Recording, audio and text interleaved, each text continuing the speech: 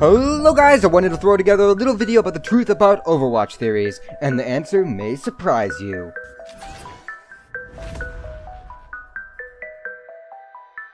This all began when a fellow YouTuber posted this comment. Now I'm not going to delve into whether he is correct or not, although I do agree with many of his points. Instead, we're going to take a look at this section right here. Now I agree, these points were indeed far too opinionated to be in my theory. However, after much thought I realized something. Is not nearly everything in Overwatch theories objective to an extent. Let's dig deeper.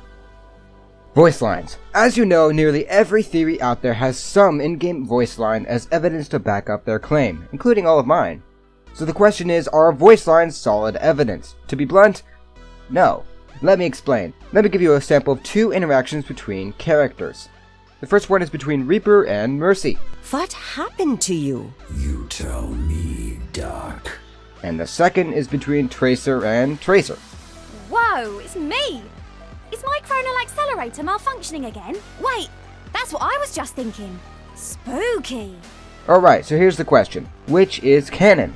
I'm sure you, much like me, would answer, well, number one, right? Well, then I reply, how do you know? If you collect data and realize one piece of data is corrupt or incorrect, the whole data set is considered invalid. Much like how an apple spoils the whole bunch, if one piece of data is found to be false, you can't just simply take it out and continue as usual, since you do not know whether the rest of the data is correct or not.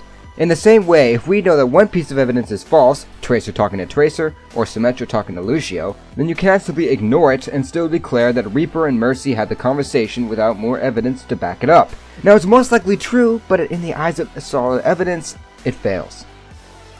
Ultimates and attacks. Now this is a simple one, but it's relevant to a theory I've been working on recently. I wanted to use an ultimate as evidence, but this fell short specifically because many ults in the game are most likely not canon.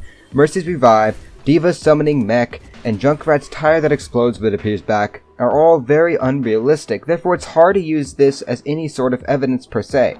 Shorts. Are the Overwatch shorts considered canon? You'd think so, but there are problems with even this. Can Genji and Hanzo truly summon dragons? Can they literally make dragons appear out of nowhere?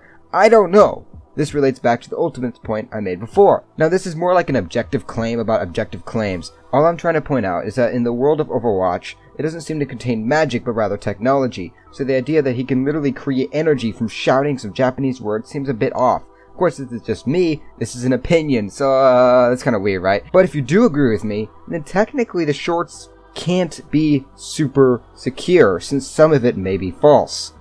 Great.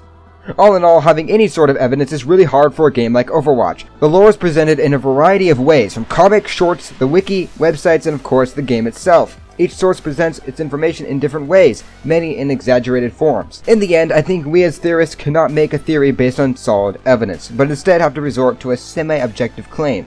Now, as Mr. Blue Links pointed out, points such as this looks like this are probably not the best points at all. However, there is a line to be drawn. Where? Honestly, wherever you think it should be. What you consider canon may not be considered canon to others, which means in the end, after I present a theory, it is always up to you whether you agree with it or not, depending where that line is drawn, and of course, if the theory has false points and such.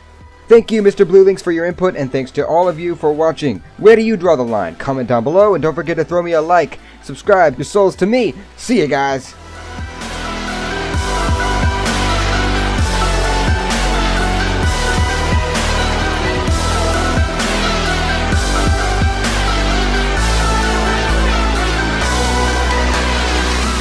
And one last point. Just recently I finally hit 100 subscribers. Woohoo! Not only that, but my estimated revenue is 42 cents.